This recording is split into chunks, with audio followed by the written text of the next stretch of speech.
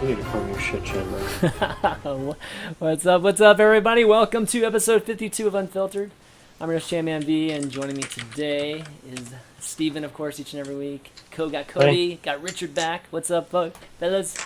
Yeah, I'm all right. I'm in one piece. Glad to be back. What were all the conspiracy things about me not being on last week? Oh, everybody thought we sold 50 shirts, which we have not. Ah, shit, boys. Why not? Like, as well, like, buy 50 fucking shirts so I don't have to do this.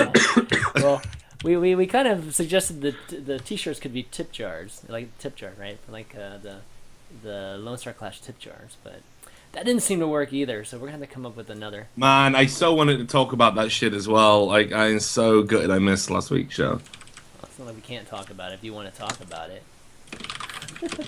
We'll anyway, bring it up at the end. Yeah, exactly. Well, guys, as you can tell, we didn't have Unfiltered yesterday. I wasn't actually planning on doing Unfiltered, but there's just so many things to talk about this week that we had to do one. And why not do it today? So I am yet again a liar. I'm just really living up to that meme that was created.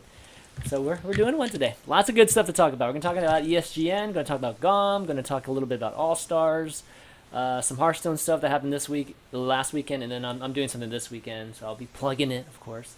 And we'll take questions from you guys in the Reddit thread here. And if you hear some crazy alarm go off, it's because Cody's training to be a fireman. Yeah, The dirt money alarm. my house may be going down as we speak, so you guys are along for the ride, and it'll Oh be a my good one, God. sure. Oh my god, okay. Someone somewhere is getting Sapinda money. yeah, Weep, weep. yeah, exactly. So, yeah, anyways, to get started, why don't we... Well, I can give you a little insight on like why we didn't have a show yesterday. So I actually had this crazy kind of health scare, and that's why I look all disheveled today. I don't look like all nice and groomed. So I'm actually, you can see what happens after a day of not shaving from the Chan man here. See, so this is the beginnings of, I guess, trying to fit, Holy fit shit, in I with only this just guy. noticed. Yeah, so that's one day of not shaving. One day of not shaving. But anyways, I had a little crazy health scare, but everything is okay. Spent the night at the hospital. This stupid thing. I hate these stupid IV things they plug in. Like The health scare was he finally went through puberty at the tender age of 46. That was it. Like, boom. Oh my god. Just hit him like a fucking sledgehammer. His voice got deep. All of a sudden, his balls just dropped down to where they should be at his age, down to his knees, and that was it. Game over. Yeah, that's exactly why. But Good. everything's cool. That's why I'm back. That's why I'm able to do shows today. Probably do some Wednesday Night Sprites later too, guys. So those of you that tune in to both, check that out. But all right, let's talk about ESGN. Lots of rumors and whatnot going around about ESGN. Scoots had his SSNN. Is it SSN? Yeah, SSNN post on Twitter about possibly some of the employees not being paid. And I know, there have definitely been some talk about it. I've heard some talks about it already. And Richard, I know you've been even investigating it, which I think you're a little disappointed seeing Scoots kind of put it out there prematurely for you. I get why he did it, man, and like Scott knows I love him, right? Yeah. But holy shit, like it just got harder, brother. You know what I'm saying? Like they're in damage control mode now, so it's gonna be tough. But Cody, you must have been writing an article about this. I wasn't writing an article about this. I'm not, nor am I telling anyone about any articles that I'm writing. You'll see it when it hits the website. That's my that's the new rules over there at the Daily Dive. Well, the dirty money alarm says we're writing an article about it, so I'm just saying. But Nice. but yeah, well, can we always, whenever we talk about journalistic stuff, it always seems to fall to me or Cody. I want Steven's opinion.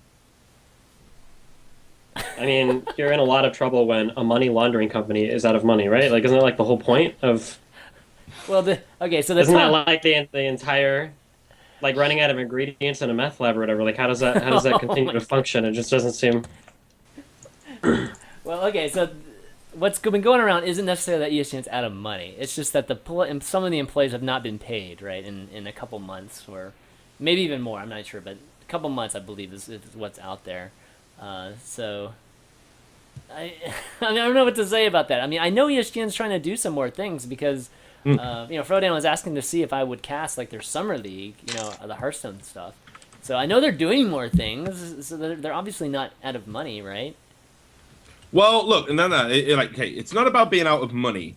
I think there's a difference when we look at like equity, savings, whatever you want to call it, and cash flow. Like sometimes the money can be there, but getting it from point A to point B can be difficult. Usually when you've created a series of sort of either checks or balances, shall we say, or it's coming from a very convoluted and totally not at all illegal source. So I think to address Scott's rumors, they're not rumors. Okay, I mean, Yeah. I think the first thing to say They're here not is rumors. That's true. They're not rumors. yeah, they're rumors in the sense that they haven't been substantiated by anyone on the record or anyone at ESGN. But like anyone who knows anything knows that the ESGN guys haven't been paid for like 2 weeks. Okay, 2 months, sorry, and it's coming up to 3, I believe. So we knew about this weeks ago, and it was a case of like, let's talk to some people, let's try and get them on the record about it. And they obviously they're disgruntled, as you would be. I believe that the party line is pretty much what I've alluded to, and that is we had the startup loan, we had the startup money come through. Now we're just waiting for the next block of funding, then everyone's going to get paid, and it's all going to be up to date, which is great. If I don't know if they've been paid kind of in advance, but they haven't. They're getting paid on a month-to-month basis, so these people haven't got any cash right now, and that goes all the way up the food chain. We're not just talking about the coffee runners or the people that starch Frodan shirts. We're talking about. I'm just guessing, what kind of jobs they have, But I'm talking about producers. I'm talking about people who work directly on the show. I'm talking about talent. So there's definitely an issue there that needs to be resolved sooner rather than later. Yeah, but again, it like you said, it might be resolved. It might be resolved as soon as this thing finishes airing. Yeah, actually, I was gonna say So, to bring back. I know this isn't Richard's strong point. To bring back like the journalistic integrity. What? No, I'm just fucking with you. One thing you might have to consider is especially when you talk about startups, and especially when you talk about like a weird fucking industry like this. It sounds really shitty to say, but and as much as I would love to hate on Stipenda, 2 months isn't actually that long of a time to not get paid. I think like after you as finish an your employee? 1st months of work, it sounds What? no, if you're a conventional like W-2 employee or right, yeah, if you're conventional that, then 2 yeah, weeks. you expect payment after 2 weeks or whatever. Yeah, a few weeks, sure. But I mean, like, I don't know, like I've heard of a lot of people, like I mean, like look at prize money payouts can take a long fucking time. People that get I know prize money is different, but people that work for different organizations, like I've heard of paychecks taking a long fucking time, or sometimes they'll catch up or settle after a few months. I mean, if this is a new company and they're still collecting 1099s or W9s, whatever, I think it would be W9s, and they're still filing all their paperwork and they're still getting their shit in line, like I could see it taking like I would say probably like at 3 months would be the absolute worst of what you'd expect, and which is what we're coming up on. But I mean, I still think they're within territory to where it's like, well, if we paid everybody like now, it's like okay, we were just starting, we were just getting all of our fucking finances, and if I like, okay, like it kind of sucks, but all right, come on, we're talking about business I feel like here. you should be able to pay your employees Yeah, before you we're talking invest so about business heavily. here, Some of their, guys. they really touted how great their studio was going to be. They had to buy this stuff for the studio, right? So that was money they were spending. I feel like you should be able to pay the employees before you start putting money down on all that extra stuff. And a lot of these people just uprooted themselves and moved to Germany too. So I'm sympathetic because that has to be terrifying. Yeah. Frodan, for instance, right? He moved over there. A lot of the NASL guys moved over there, right? I think what Stephen's beautifully illustrated there it is literally the fucking low expectations we have in the industry as a whole. And I do you know what? Like, if I wasn't who I was and do what I do, I'd probably, for example, if this was me 4 or 5 years ago, I might even be inclined to sit here and say, well, yeah, actually, I could tell you about some guys that didn't get paid for 6 months and made in a year, and that's not that bad, and almost be sympathetic, and that's just because it is the fucking norm, and I don't understand how it's become the norm, how we've allowed that to happen, but more often than not, a check's gonna bounce, or then you're not gonna get paid in the fashion that you would expect at some point if you work in esports. Sure. I mean, yeah, like the expectations are definitely really fucking low, which I mean, you'd kind of expect it to. It's a really lucrative industry to work in, insofar as people would want to work in it, right? Like, I want to do like video game stuff. Like, that's really cool. People want to do it. People are willing to settle for a lot less than like if you were bagging groceries for like Walmart or whatever, and you didn't get paid for like a month, you probably just bounce the fuck out immediately, right? You know, for this industry, you can get people to stick around a little bit longer. All I'm saying is that there are two very different stories. One story is holy fuck, Sapinda's taking like 2 or 3 months to pay people. Like that really sucks. It's really shitty. They spend money on other things. And the other story is they don't have the money to pay people, which is an entirely different matter, which Yeah. would warrant, like an entirely different discussion. I definitely agree, and I don't think in the hysteria that's going to come tumbling out over the next few days. Thanks, Scott. There'll be a distinction made. There absolutely won't be. Generally in esports, not even the commentators are intelligent enough to make that distinction. And I've probably been guilty in the past of getting caught up in something and blurring lines, shall we say, in a bid to get the most cohesive story. So this could absolutely be simply a cash flow problem, which, yeah, it's unacceptable. It doesn't spell the end of ESGN. For me, however, I would probably say it's indicative of an ongoing issue with ESGN and possibly points to trouble in the future. Like, certainly in my initial investigations, the way I would probably explain it is that when we try and think about Sapinda as an organization holistically, that's part of where the ignorance is allowed to foster. Sapinda have invested capital into a variety of businesses, and they're kind of almost indifferent as to whether they fail or succeed, because they've got the money to take those gambles. They're not linked. If ESGN fails, that actually probably benefits Azubu. They're both Sapinda-funded enterprises, and I think people see it as being this whole, this collective that Sapinda are funneling this dirty non-esports money into esports. Yeah. But it isn't quite like that. Like, literally, they're just investing in businesses, and they've got the capital to invest in a bunch. And if most of them fuck up, but one's a hit, that's actually probably quite good for them in what they're trying to achieve and with the resources they've got to expend. I think ESGN will probably be one of the businesses that fall by the wayside long term. I don't see how it can work. I look at their spending. I don't see ESGN as sustainable based on what I know about what's going on behind the scenes. And I think this could be the first crack starting to show in that veneer. Okay, I was gonna say, if there's a cash flow problem, all right, we're just talking about standard business and paying your employees, and you're giving this, or at least Steven was saying that there's this esports expectation where things are just gonna be late and things like that. So we have a couple people that have actually worked for esports organizations here, and I wanna hear how many times you haven't been paid on time and how long you actually stayed there until you just were fed up and left. Have either of you guys ever been paid late at the organizations you've worked for? Richard and Cody. Cody, do you want to go first? I've been paid a little late once, but I was notified and I was told when I'd be paid. There's the alarm again. Little late? Yeah. Like, how late? Like a week late. Okay, a week late. Okay, a week late is no big deal. And okay. I was notified in advance. Yeah, okay. In esports, let me see.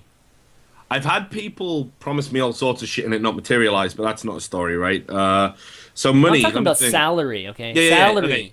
money. So, okay, well, I worked for a company called Amiga Sector, which is like a Kazakhstan-based company. And if I remember right, at one point, one of the guys on there was actually on an Interpol list. But anyway, because this is esports. Right. When I was working there, they got to the stage where they started paying us money out of a big pile of cash that was in a safe. That was like just like our monthly salaries in cash. We're not talking about dealing drugs here, all right? No,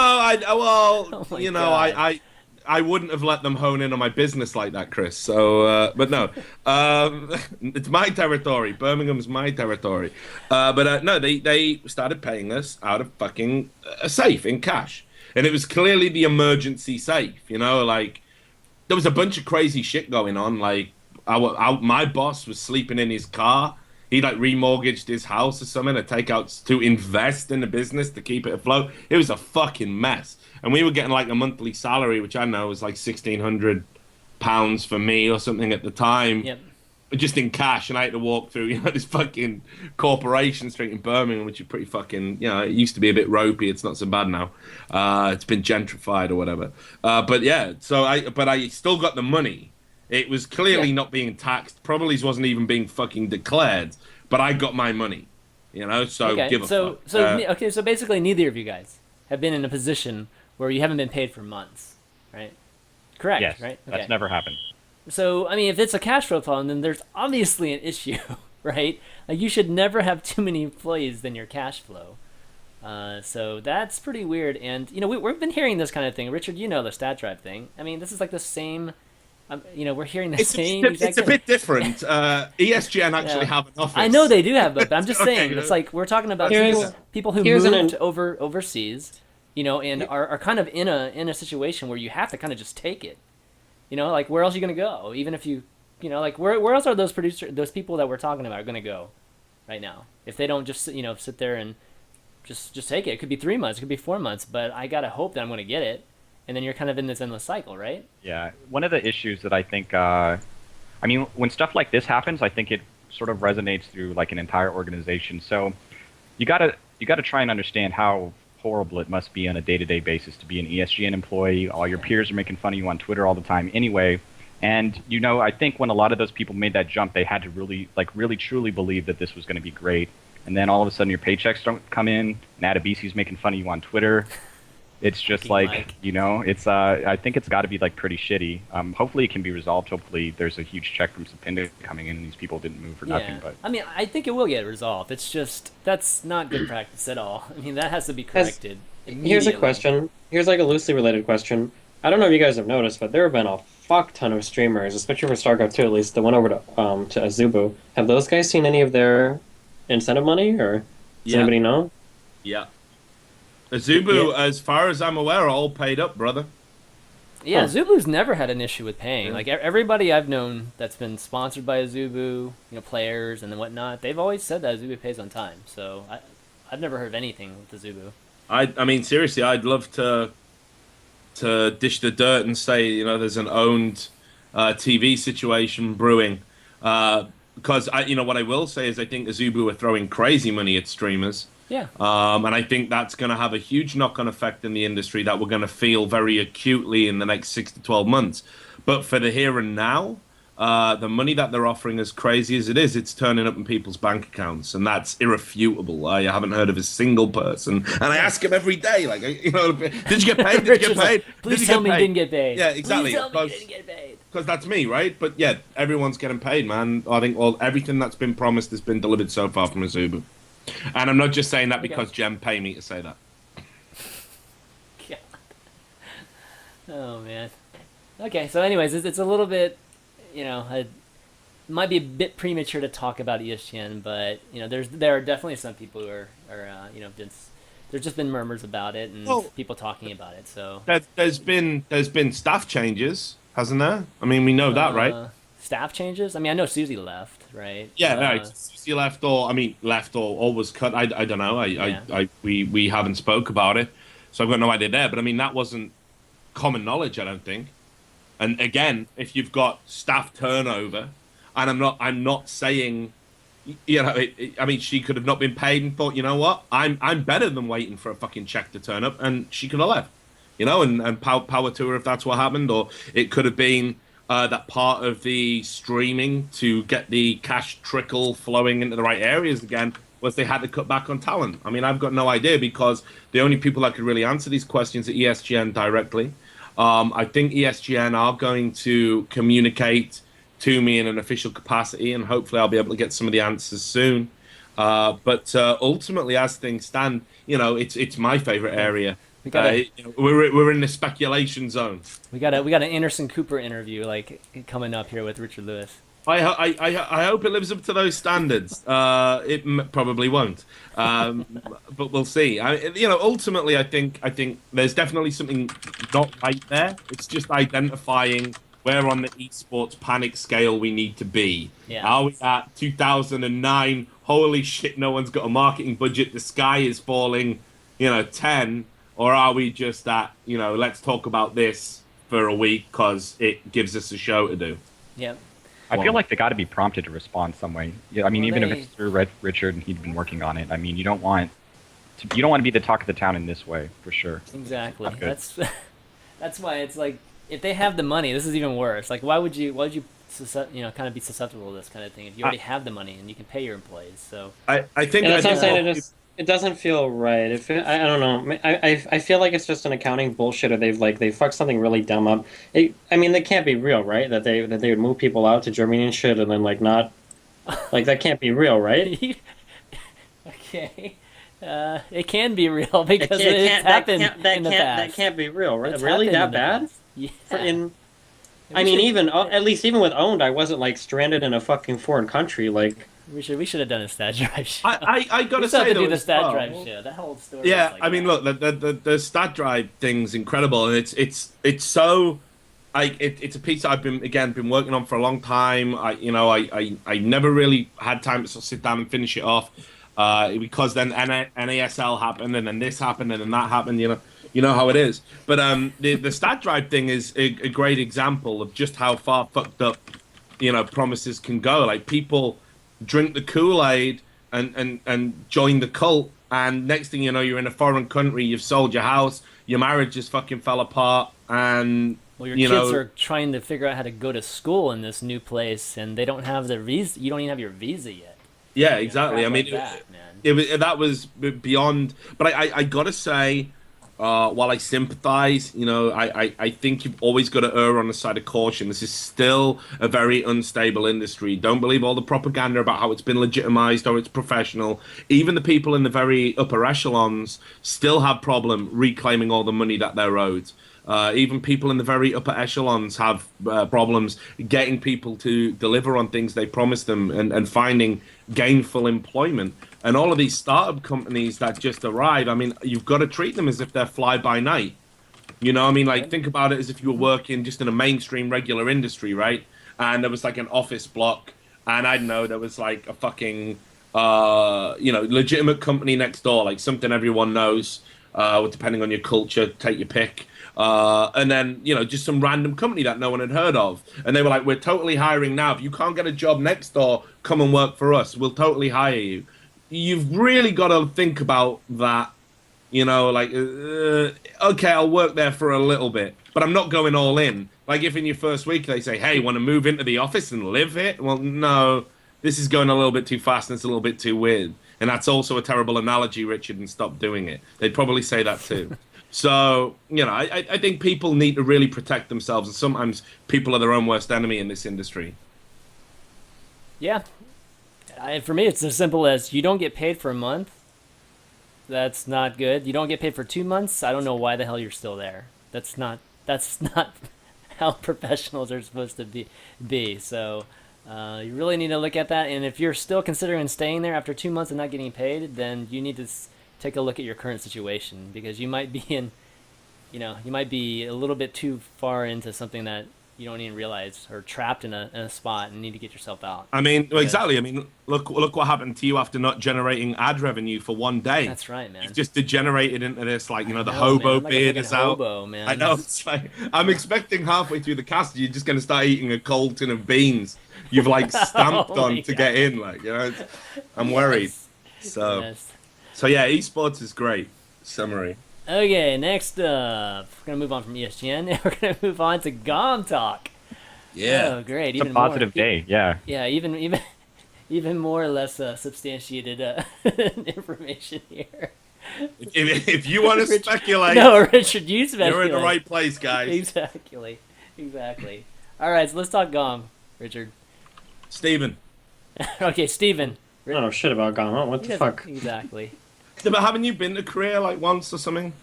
Yeah, sure. What about it? Is it cool? Is it cool? I mean, I know.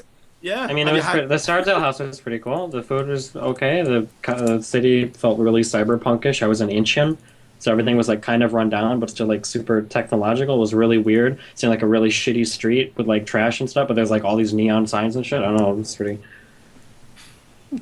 Got to hang out a lot with Is that the answer you were wanting, Richard? No, I just feel like I wanted to get Steven involved on the GOM thing, so I didn't want him to just sit there and play Evil, or Hearthstone, or whatever he does these days. Okay, so Hearthstone now, working on my new deck.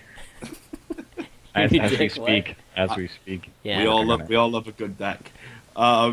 So basically, the word on the street, the word on the esports street, the cool street, is that GOM could potentially be in a spot of bother, a bit of trouble. The sources that are kind of extending this information into the community are certainly to be believed. And I think it's kind of a similar pattern to what we saw with NASL, in the sense that, and this hasn't been made public yet, I don't think, but I'm going to make it public now and hope that I don't get, piss anyone up about it. Hold I think on your butts right here. Yeah, I think they lost the World of Tanks League contract. Oh my god. Really? Yeah, to Taiwan. I don't know how that works. Did they lose WCS too? They didn't say that. They definitely didn't say that. Okay. But basically, yeah. So we all know one of the things that was happening with NASL was they were basically taking the wonderful vast amounts of money from wargaming and using it to offset losses from other areas of the business. And when wargaming were like, first of all, wargaming didn't know that was going on, because why the fuck would they want that to be happening anyway? Yeah. But when wargaming were kind of looking at the product they were getting for their money, I think they were like, you know what, we should reach out and get some other people to produce us a better product. And there were better options out there, evidently, and that's what they decided to go with. Now that the World of Tanks League contract has kind of been removed from GOM, and again, this is what I'm being told, I don't know what that means for them long-term financially, because that's a significant deal. Anyone who thinks